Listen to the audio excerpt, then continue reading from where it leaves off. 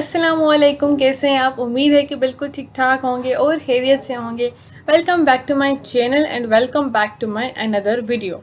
तो आज की वीडियो जो है वो हम अपलोड करेंगे, जो कि है हमारे मॉड्यूल्स के पार्ट सेकंड की। इसका फर्स्ट पार्ट मैं अपलोड कर चुकी हूँ। मॉड्यूल काफ़ी लोग कह रहे थे कि हमें नहीं आते, उनका क्या कॉन्सेप्ट होता है, तो मैंने आपको यही चीज़ उस वीडियो में समझाई है और मैंने बहुत से सिंपल से आइडियाज़ आपको दिए हैं। बहुत सिंपल कॉन्सेप्ट जो है वो मैंने आपको सिखाया है कि मॉड्यूल्स को जो है वो आप किस तरीके से यूज़ करते हैं, या फिर मॉड्यूल्स का सिंटेक्स क्या होता है। एक मॉड्यूल्स जिसमें इंपोर्ट, एक्सपोर्ट और एक्सपोर्ट डिफ़ॉल्ट, ये 3 टर्मिनोलॉजीज़ मैंने आपको वहाँ पर सिखाई हैं।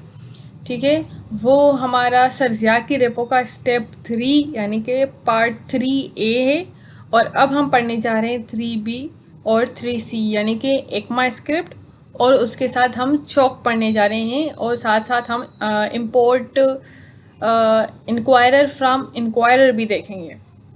ठीक है, तो जिनको मॉड्यूल्स वाली क्लास देखनी है तो वो मैं इस वीडियो के डिस्क्रिप्शन में इंशाल्लाह दे दूँगी। जिनको समझ में नहीं आ रही तो वो वहाँ से देख सकते हैं।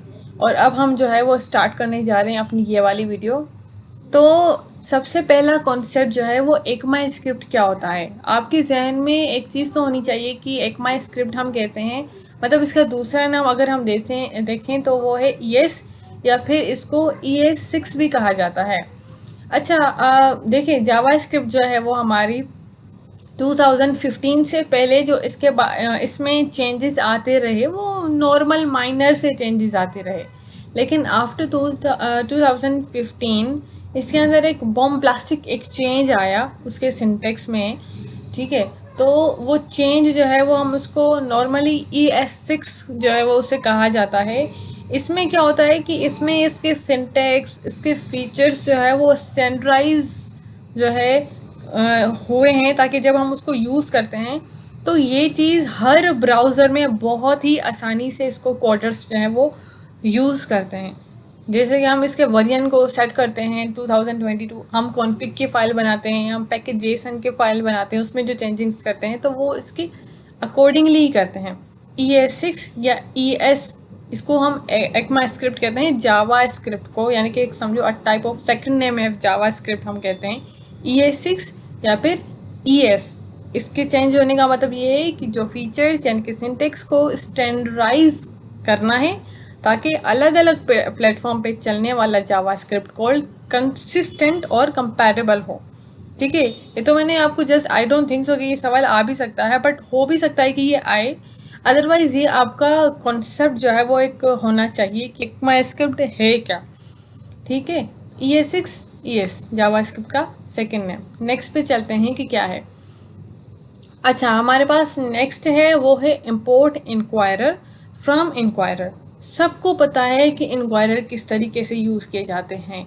सबको, मतलब ईच एंड एवरीवन, जो भी यहाँ पर लोग होंगे हमारी वीडियो देख रहे होंगे, सबको इंक्वायरर यूज़ करना बहुत अच्छे तरीके से आता है। क्यों?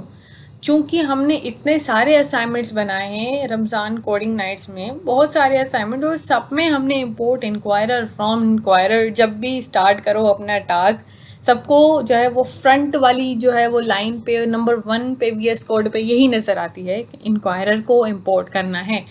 ठीक है, सबको यूज़ करना आता है, बट काफ़ी लोग ऐसे हैं, काफ़ी, जिनको पता ही नहीं है कि इंपोर्ट इंक्वायरर फ्रॉम इंक्वायरर का मतलब क्या होता है। तो हम पहले हम इसको सीक्वेंस में पढ़ते जा रहे हैं कि ये है क्या। तो पहला जो हमारा एक पॉइंट है वो कह रहा है कि एक पॉपुलर NPM पैकेज है जो interactive command line user interface बनाने के लिए यूज़ होता है। तो सबसे पहले तो ये समझना चाहिए कि ये एक पैकेज है, एक पैकेज, क्योंकि NPM का मतलब ये होता है नोड पैकेज मैनेजर। तो ये हमारे पास एक पैकेज है जो हमें यूज़र इंटरफेस बनाने के लिए यूज़ होता है। अब मैं इसका दूसरा पार्ट बताती हूँ। जब आप इंपोर्ट इंक्वायरर फ्रॉम इंक्वायरर लिखते हैं तो आप इंक्वायरर पैकेज को अपने प्रोजेक्ट में इंपोर्ट कर रहे होते हैं। लेट्स सपोज, अब देखो मैं आपको एग्जांपल देती हूँ कि हम जब टास्क बनाते थे, कोई भी अपनी फ़ाइल बनाते थे रमज़ान कोडिंग नाइट्स की, तो उसमें क्या करते थे, जब हम ये लिखते थे ना इंपोर्ट इंक्वायरर फ्रॉम इंक्वायरर, इसका मतलब ये है कि हम वो पैकेज डाउनलोड करना चाहते हैं, वो लाइब्रेरी डाउनलोड करना चाहते हैं ताकि हम उसकी फीचर्स यूज़ कर पाएँ अपने प्रोजेक्ट में। समझ आई? और इसमें हम सवाल भी जब पूछने की कोशिश करते थे ना, एक सवाल पूछते थे फिर जवाब देना पड़ता था, फिर सवाल, ये लाइब्रेरी है एक जो हमें अलाउ करती थी क्वेश्चंस पूछने में, उसके क्वेश्चन सॉल्व करने में। मतलब ये लाइब्रेरी हमें चाहिए थी जब भी हम एक पैकेज डाउनलोड करते थे जिसका नाम था npm नोड पैकेज मैनेजर। वो कहाँ होती थी आपको मैं अभी फाइल जो है वो बना के बताती हूँ। नेक्स्ट ऑप्शन, जब हम इंपोर्ट कीवर्ड यूज़ करते हैं इसका मतलब ये है कि हम किसी दूसरी फाइल या लाइब्रेरी से कुछ चीज़ें अपनी फाइल में लाना चाहते हैं ताकि हम उन्हें यूज़ कर पाएँ। अब यहाँ पर जब हम इंपोर्ट लिखते थे ना तो वो हमें उस लाइब्रेरी से चीज़ें ला कर देता था जो जो हमें चीज़ें चाहिए थी। ठीक है, अब मैं आपको एग्जांपल देती हूँ। आप लोग सोच रहे होंगे कि वो लाइब्रेरी कौन सी होती थी, क्योंकि हमें पता नहीं होता था। मोस्ट प्रोबेबली हम जस्ट अपने कोड को रन करते थे और हम जो चीज़ देखते थे कि हमारे टीचर्स हमें क्या बता रहे हैं, हम बस उसी चीज़ को फॉलो करते थे कि हाँ भाई ये चीज़ ये है, हमें वैसे वैसे जो है वो कॉपी पेस्ट हम बस कोड लिखते जा रहे थे। काफ़ी लोग ऐसे थे भी जिनको काफ़ी कुछ आता है माशाल्लाह, they are very intelligent in coding. और काफ़ी लोग ऐसे भी थे जिनको समझ नहीं आता था, just they trying to make project and just they uploaded. काफ़ी लोगों ने ऐसा किया है, मतलब मेजॉरिटी ने, लेकिन किसी को मतलब ही समझ में नहीं आता। हम इंक्वायरर देखते हैं, फिर हम देखते हैं कि हम किस तरीके से डाउनलोड करके हम किस तरीके से यूज़ करते थे उस लाइब्रेरी को। इंक्वायरर क्या है? इंक्वायरर एक लाइब्रेरी है, यही तो लाइब्रेरी है जो कमांड लाइन प्रोग्रामर्स में यूज़र से सवाल जवाब करने में मदद करता है। अब देखो, आप क्वेश्चंस पूछते हैं ना कि आपकी एज क्या है, enter your age, enter your name, हम यही तो सवाल करते थे। इस लाइब्रेरी का यूज़ करके आप अपना प्रोग्राम को इंटरैक्टिव बना सकते हैं जहां यूज़र से इनपुट लिया जाता है। जैसे कि हम यहाँ पर क्वेश्चन करते थे, हमें यूज़र अपना जो है वो कैसे इनपुट देता था कि हमारा नाम ये है, हमारी एज ये है, हमारी फाइल का नाम ये है, मतलब जो जो हम उसे क्वेश्चंस करते थे वो हमें उसका जवाब देता था। यही लाइब्रेरी है जो हम डाउनलोड करते थे। फ्रॉम इंक्वायरर ये बताता है, अच्छा इसमें ये होता है कि वो बताता है कि हमारी लाइब्रेरी रखी कहाँ है। जब आप इंक्वायरर को अपने प्रोजेक्ट में इंस्टॉल करते हैं, यानी कौन सा, npm, तो ये नोड मॉड्यूल्स फोल्डर में आ जाता है। यहाँ फ्रॉम इंक्वायरर उसी लोकेशन को रेफर करता है। मैं आपको यहाँ पर फाइल बना के लाइव दिखाती हूँ। इंपोर्ट इंक्वायरर फ्रॉम इंक्वायरर को यूज़ किस तरीके से हम करते हैं। ठीक है, अब हमने इसकी जस्ट डेफिनेशन तो देख ली है कि इसका कॉन्सेप्ट क्या है, इसको यूज़ किस चीज़ के लिए करते हैं। आपको इसका प्रैक्टिकल जो है वो समझाती हूँ कि ये क्या चीज़ है। तो सबसे पहले तो हम क्या करते हैं, कॉन्फ़िग की फाइल जिसमें हम चेंजिंग्स करेंगे। चेंजिंग्स करने के बाद हम जो है वो अपने इंक्वायरर को डाउनलोड करेंगे। तो सबसे पहले क्या करेंगे, हम कॉन्फ़िग की फ़ाइल बनाएंगे। कॉन्फ़िग की फ़ाइल बनाने के लिए हम लिखेंगे tsc space minus minus init. ठीक है, आई होप कि ये ठीक ही हो। तो ये हमारे पास कॉन्फ़िग की फ़ाइल बन गई, ये रही। ठीक है, लेकिन इसके साथ पहले हम क्या करेंगे, एक अदद पैकेज जेसन की फ़ाइल भी बना देते हैं। Space npm init -y। ये हमारे पास पैकेज जेसन की फ़ाइल भी बन गई। और अब हम अपना इंपोर्ट इंक्वायरर फ्रॉम इंक्वायरर लिखते हैं। Import inquirer from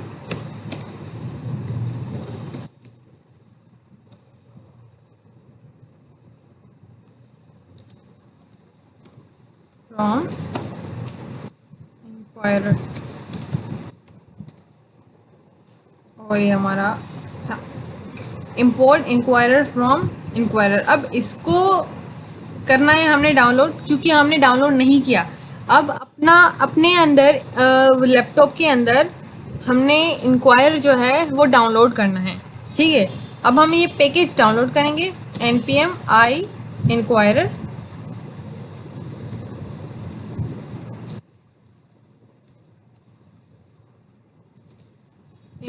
npm i inquirer, जैसे ही मैं एंटर करूँगी तो ये डाउनलोड होना शुरू हो जाएगा।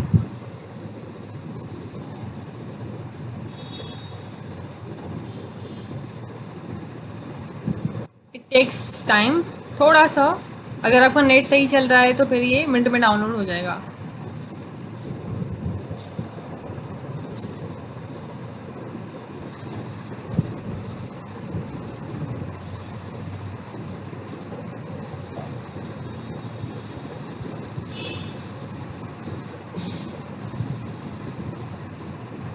ठीक है, हमारे पास अभी ये एरर चला गया। हम क्या करेंगे, सबसे पहले चेंजिंग्स करेंगे, वो चेंजिंग्स जो हम हमेशा अपने फाइल्स के अंदर करते आते हैं, ts config के फाइल हो या पैकेज जेसन की फाइल। अब हमने क्या करना है, ये जो टारगेट है इसको 2016 हटा के 2022 करना है। फिर नीचे आते हैं, यहाँ पर मॉड्यूल में आपको कॉमन जेएस हटा के लिखना है नोड नेक्स्ट। फिर यहाँ पर जो मॉड्यूल रेजोल्यूशन है इसको अनकमेंट करके यहाँ पर भी आपको नोड 10 हटा के नोड नेक्स्ट लिखना है,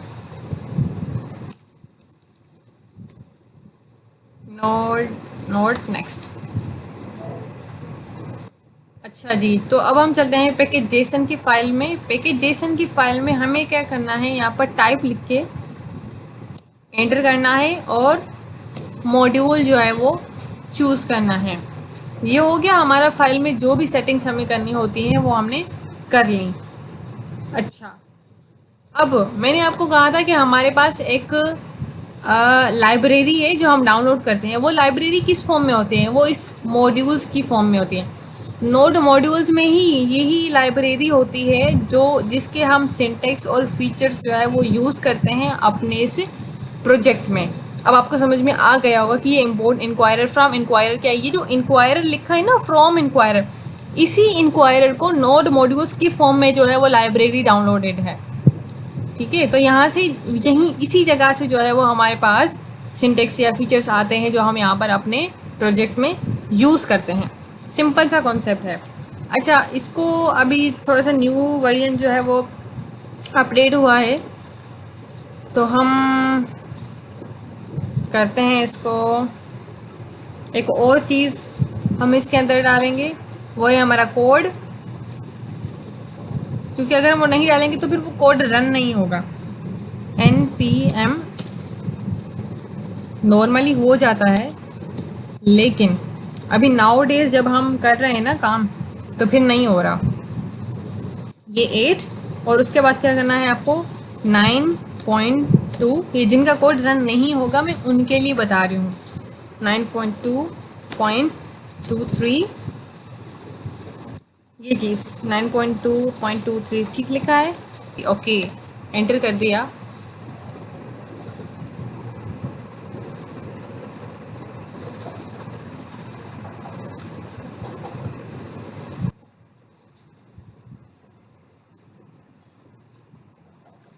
तो हमारे पास ये हो गया डाउनलोड। अब यहाँ पर हम रखें कर्सर, और कर्सर रखने के बाद ये वाली जो हमारी टाइप्स है ना, ये इसको आपको क्या करनी है, यहाँ पर रख के कॉपी करनी है, कंट्रोल C दबाना है और फिर नीचे इसको पेस्ट करना है कंट्रोल V करके। एंटर करेंगे तो ये भी टाइप्स हमारी डाउनलोड हो जाएंगी, जिसके बाद से हमारे इंक्वायरर पर से एरर हट जाएगा और उसके बाद फिर हम आराम से अपना कोड रन करा सकते हैं। ये ज़रूरी है चीज़ें डाउनलोड करना, अगर आप नहीं करवाएंगे तो इशू आता रहेगा। अब देखिए, हमारे पास कोई इशू नहीं आ रहा, कोई एरर नहीं आ रहा। अब हम अपना आराम से कोड जो है वो रन करवा सकते हैं। अगर आप ऐसा नहीं करेंगे, मतलब बस उसको npm करके इंस्टॉल करके आप लोग कोड रन करवाओगे, तो ये आपको आगे एरर देगा। अभी फ़िलहाल तो आप कोड लिख रहे होगे, लेकिन फिर जब आगे आप कोड रन करोगे ना, तो फिर वो नहीं होगा। इस वजह से जो मैंने आपको वो बताई ना, इन 2.23 वाली एक सिंटेक्स जो बताया मैंने आपको, कोड बताया, वो आप एंटर करेंगे और उसके बाद फिर टाइप्स आपको कॉपी करके यहाँ पर पेस्ट करनी है, जिसकी वजह से आपका कोई कोड जो है वो एरर नहीं देगा। वो डाउनलोड होगी, उसके बाद फिर you can easily run your code. चलें जी, अभी हटा के हम आपको कोड दिखाते हैं कि कोड कैसे रन करवाना है। वैसे तो आपको पता है किस तरीके से करवाना है। हम क्या करते थे, इम्पोर्ट इंक्वायरर फ्रॉम इंक्वायरर लिख के फिर जो हमारा एक्चुअल कोड होता था, जैसे कि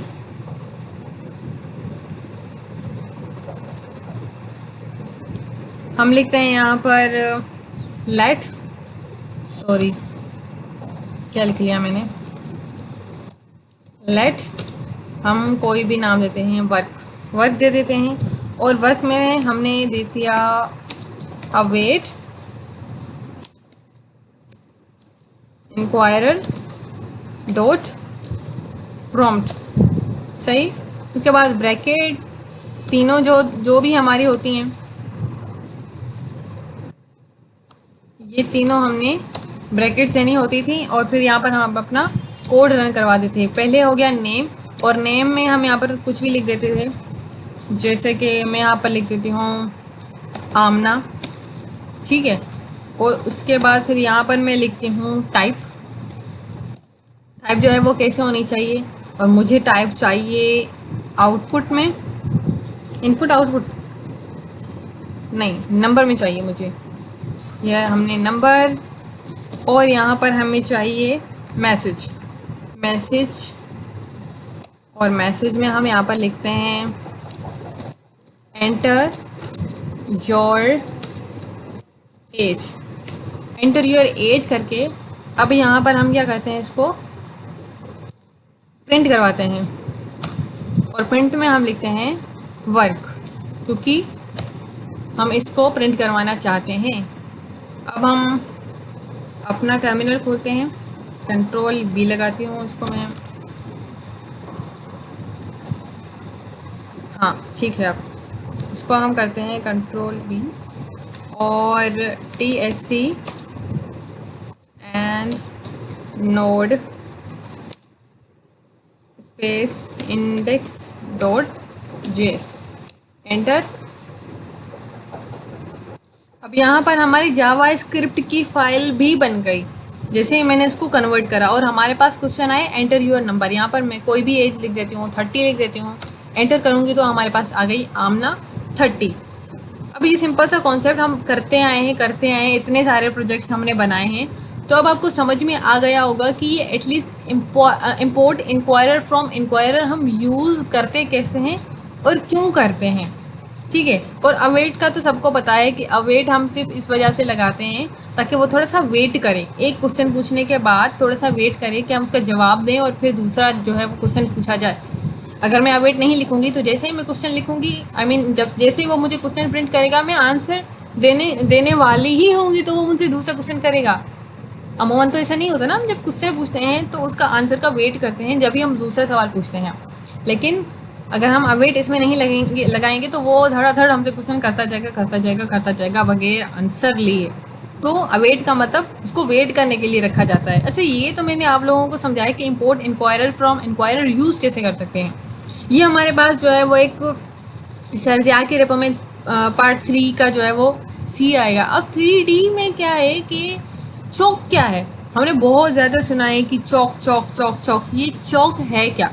चौक बेसिकली हम यूज़ करते हैं, इसको मैं यहाँ पर चौक लिख देती हूँ। ये भी एक टॉपिक है हमारा इसी वीडियो का। चौक कहते हैं कि जब भी हम कोई प्रिंट करवाएं कुछ भी और वो हमें कलर में चाहिए, कोई भी कोड हम प्रिंट करवा रहे हैं, कंसोल करवा रहे हैं, तो वो हमें कलर में चाहिए, ग्रीन कलर में चाहिए, पिंक में चाहिए, रेड में चाहिए, जिस भी कलर में चाहिए। हमें वो कलर जो चाहिए वो देता कौन है? चौक देता है। चौक को डाउनलोड करना पड़ता है, जैसे कि हमने इंक्वायरर को डाउनलोड करा, ठीक है। अब यहाँ पर मैं चाहती हूँ कि मैं भी इंपोर्ट कराऊँ चौक, उसके लिए मुझे चौक को डाउनलोड करना पड़ेगा। कैसे? पहले तो मैं यहाँ पर लिखूँ import Chowk from Chowk, import सही लिखा, spelling mistake, import Chowk from Chowk, error सही है। अब इसने मुझे एरर नहीं दिया, लेकिन अगर मैं इसको रन कराऊंगी ना तो ये फिर हमारा कोड को वो कलर ही नहीं देगा जो हम चाहते हैं। क्यों? डाउनलोड ही नहीं करा। डाउनलोड करते हैं इसको, npmi चौक, ठीक है। एंटर करूंगी, ये डाउनलोड होना स्टार्ट करेगा। ये हमारे पास डाउनलोड हो गया। अब हम क्या करेंगे? कलर दे देंगे इसको कोई भी। सपोज अगर यहाँ पर मैं मैसेज को कलर देना चाहती हूँ तो सबसे पहले तो मैं यहाँ पर चौक लिखूँगी और डॉट लगा के जो कलर मैं देना चाहूँ, जैसे कि ब्लू देना चाहती हूँ तो वो ब्लू दे दूँगी। और आपको क्या करना है, ब्रैकेट दे देनी है इसको, ये हमने ब्रैकेट दे दी और अब हम इसको प्रिंट करवाएंगे। TSC enter, note space index dot जेस एंटर कराएंगे तो हमारे पास ब्लू कलर का एंटर योर एज आ जाएगा। तो आई होप कि आपको ये वाली बात समझ में आ गई हो कि चौक जब भी हम यूज़ करते हैं तो उसका मतलब ये है कि हम कोई ना कोई अपने प्रिंटेड कोड को कलर देना चाहते हैं, ठीक है। और इसको डाउनलोड करने के लिए आपको पहले इम्पोर्ट चौक फ्रॉम चौक लिख के डाउनलोड करना पड़ेगा npm i चौक, जैसे कि हम इंक्वायरर को डाउनलोड करते हैं। इंक्वायरर को चलाने के लिए कोड भी npm i इंक्वायरर लिखा जाता है और चौक को भी करने के लिए npm i स्पेस चौक जो है वो लगाते हैं।